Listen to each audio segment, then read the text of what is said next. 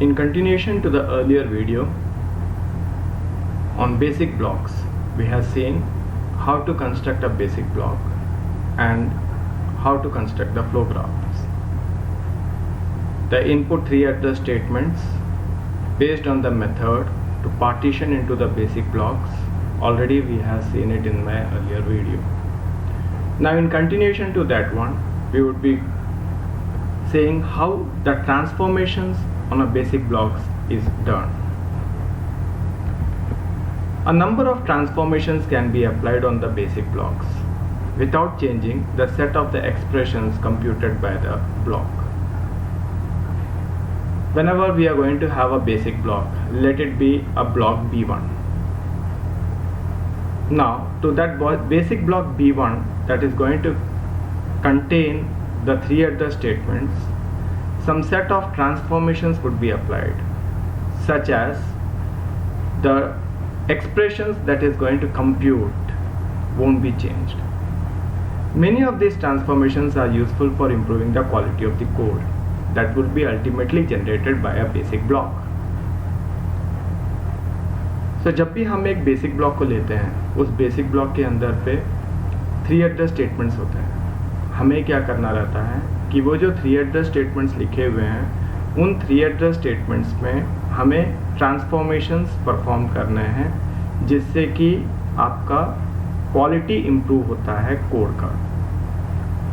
और जब हम इन ट्रांसफॉर्मेशंस को अप्लाई करते हैं तो उन बेसिक ब्लॉक्स में जो वो एक्सप्रेशंस कंप्यूट करते हैं, उन वैल्यूज़ पे कभी चेंज नहीं होता है. That will remain the same. वही कंप्यूटेशन जो पहले होता था, ट्रांसफॉर्मेशंस के बाद भी वो वही आउटपुट को प्रोड्यूस करता है. लेकिन हम ट्रांसफॉर्मेशंस को अगर अप्लाई करते हैं तो हमारे कोड की क्वालिटी इम्प्रूव होता है. जब हम ट्रांसफॉर्मेशंस की बात करते हैं, 2 तरह से हम बेसिक ट्रांसफॉर्मेशंस परफॉर्म करते हैं. एक स्ट्रक्चर प्रिजर्विंग ट्रांसफॉर्मेशंस बोलते हैं और एक हम अलजेब्रिक ट्रांसफॉर्मेशंस बोलते हैं. So once we are going to have with a structure preserving transformations, the basic transformations that we perform are common sub-expression elimination, dead code elimination, renaming of temporary variables, interchange of 2 independent adjacent statements. तो ये 4 तरह के preserving transformations होते हैं, जिनको हम structure preserving transformations बोलते हैं. Means the execution output is not going to change. That would be the same. The only difference is that it's going to improve the quality of my code. Let us see with the first of the transformation, that is common sub-expression elimination. एक basic block हमने लिया है, a equals to b plus c, b equals to a minus d, c equals to b plus c, d equals to a minus d. ये basic block है. जैसे कि हमने last video में भी देखा है, इसमें कहीं पे भी कंडीशनल या अनकंडीशनल गो टू नहीं है. तो फर्स्ट स्टेटमेंट में एंटर करते हैं तो लास्ट स्टेटमेंट तक सीक्वेंस में एग्जीक्यूट होता है. So obviously this is a basic block. इस बेसिक ब्लॉक में जब हम देखते हैं, हमें b प्लस सी दिखता है, b प्लस सी दिखता है, a minus d and a minus d. जब भी हम यहाँ पे a माइनस डी 2 बार परफॉर्म करते हैं, means this subtraction has to be perform twice. यहाँ पे a minus d and a minus d and b plus c and b plus c are the common sub expressions. जब हम first statement को देखते हैं, a equals to b plus c and c equals to b plus c, यहाँ पे b की value second statement पे change हो रहा है. So this are different b plus c computations. Whereas this a minus d and this a minus d is not changed in the subsequent statements. क्यों? क्योंकि a की values पहले statement पे है, d की वैल्यू लास्ट स्टेटमेंट पे है, a की वैल्यू जो first statement b plus c पे आता है, इसके बाद ये a माइनस डी और ये a माइनस डी दोनों सेम वैल्यू को ही जनरेट करता है. So what we can do it, we can eliminate the common sub expressions. This transformation हम परफॉर्म कर सकते हैं. हाउ?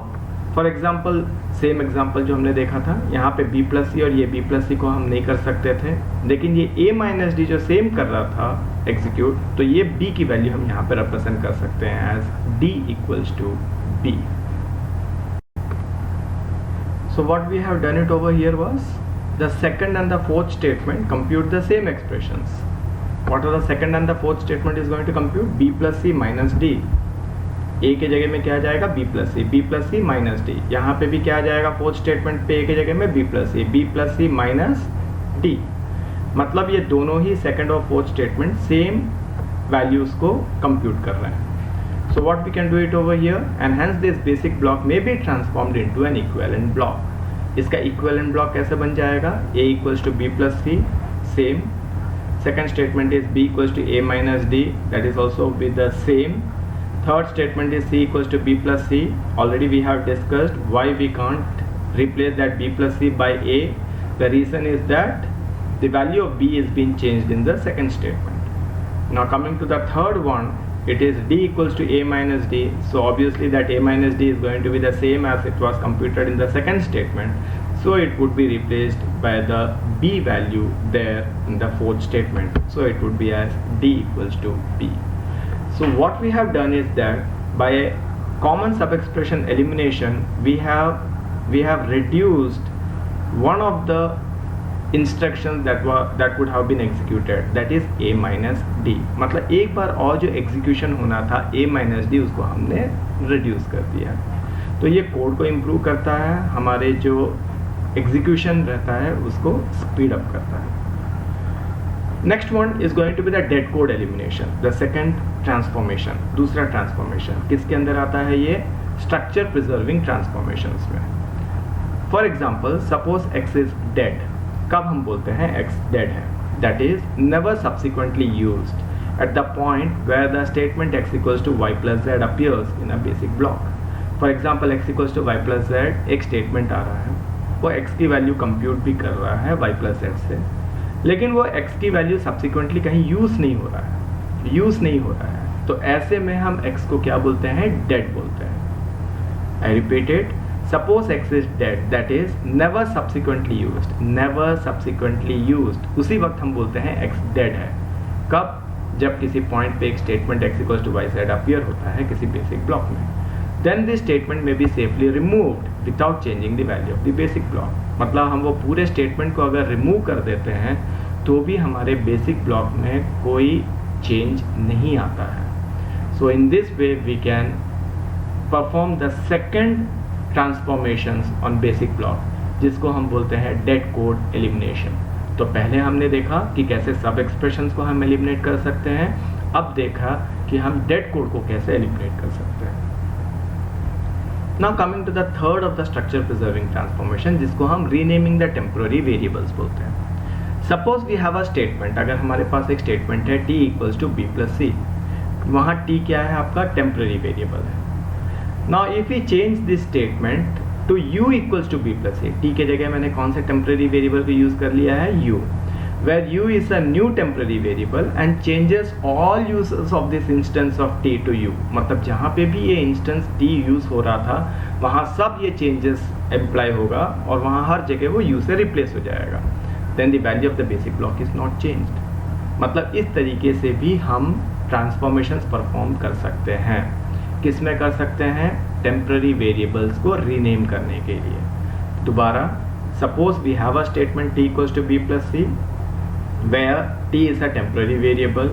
हम क्या कर रहे हैं? चेंज कर रहे हैं. स्टेटमेंट पे टेम्पररी वेरिएबल t के जगह हमने क्या पुट किया है? u. The execution of the instruction is the same b plus c. लेकिन जहाँ पे भी u is a new temporary variable, जहाँ भी वो चेंजेस, मतलब वो इंस्टेंस t जहाँ भी यूज हो रहा था वहाँ हर जगह ये चेंजेस हम अप्लाई करते हैं. तो हमारा जो फाइनल आउटपुट निकलता है बेसिक ब्लॉक में, उसमें चेंज नहीं होता है. तो इस प्रकार से हम रीनेम भी किया जा सकता है टेम्पररी वेरिएबल्स को. इसको हम बोलते हैं third structure preserving transformations. Fourth one जो है वो इंटरचेंज ऑफ स्टेटमेंट्स है. For example, we have a basic block with two adjacent statements. दो adjacent statements है T1 और T2. उसमें T1 B plus C और T2 X plus Y. हम क्या कर सकते हैं? इंटरचेंज कर सकते हैं these two statements without affecting the values of the block. कैसे? कंडीशन होगा if and only if neither X nor Y is T1, neither X nor Y is T1 and nor B or C is T2. तो ऐसे में हम क्या कर सकते हैं? स्टेटमेंट को इंटरचेंज कर सकते हैं. नेक्स्ट जो आता है वो एल्जेब्रिक ट्रांसफॉर्मेशंस हैं। लास्ट में हमने क्या देखा था? Structure preserving transformations. हमने क्या किया था? Renaming of the temporary variables, interchange of the statements, the dead code elimination and the common sub expression eliminations. अब किस में आते हैं हम? एल्जेब्रिक ट्रांसफॉर्मेशंस में। There are a lot of algebraic transformations जो हम परफॉर्म कर सकते हैं। Change the set of expressions computed by the basic block in an algebraically equivalent set. That is very important. हम इसको अगर चेंज भी करते हैं तो हमें क्या मिलता है? इक्विवेलेंट सेट मिलता है। The useful ones are those that simplify the expressions. वो हमको करना क्या रहता है? एक्सप्रेशंस को सिंप्लीफाई करना है या रिप्लेस करना है एक एक्सपेंसिव ऑपरेशंस को हम चीपर वन से रिप्लेस करते हैं। एक्सपेंसिव को हमको किससे रिप्लेस करना है? चीपर वन से।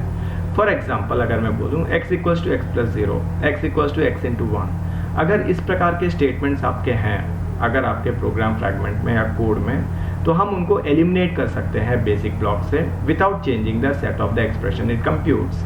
ये एक्सप्रेशन कंप्यूट कर रहा था x into one, but this doesn't make any sense. Same way if I am going to take it x plus zero, it also doesn't makes any changes. तो इस प्रकार से हम क्या कर सकते हैं? इनको एलिमिनेट कर सकते हैं और वो हमारे बेसिक ब्लॉक को किसी भी तरीके से अफेक्ट नहीं करता है। The value of the x remain the same. Same way अगर मैं कंटिन्यू करता हूँ, एक्सपोनेंशिएशन ऑपरेटर। नॉर्मली हम बोलते हैं कि एक्सपोनेंशिएशन ऑपरेटर जो है वो एक्सपेंसिव ऑपरेटर्स के कैटेगरी में आता है। What it does, it requires a function call to implement. हमको अगर x equals to y exponentiation 2 perform करना है, it mean that I need to have a function call to implement it. लेकिन using an algebraic transformation हम इस statement को हम replace कर सकते हैं by a cheaper one we can replace it, but it would be an equivalent statement. How it would B? x equals to y into y. So let it be, if I am going to take it as y as 2, so 2 square, it's going to be as 4. Let it be y, so y into y, that is 2 into 2, again it's going to be a 4. So it means that performing this type of algebraic transformation, that is replacing an expensive operator by a cheaper one, but it generates an equivalent statement. This type of algebraic transformations can also be applied onto a basic blocks. So all through what we have seen it in this video is regarding the transformations on the basic blocks. Two heads are there, the structure preserving transformations and the algebraic transformations. पूरा purpose क्या है हमारा ये transformation perform करने की? कि हमारा quality of the code जो जनरेट हो रहा है उसको इम्प्रूव करना है। इससे हमारा स्पीड जो है एग्जीक्यूशन वो आपका बेटर बनता है। At the same time optimization also is been done. So in this way we can see that how the optimization of the basic blocks can be done. We would be going to have it in the further video that would be based on the loop optimizations based on the basic blocks itself. So with this, a very simple basic concept of transformations on the basic blocks, we have seen it. Thank you very much.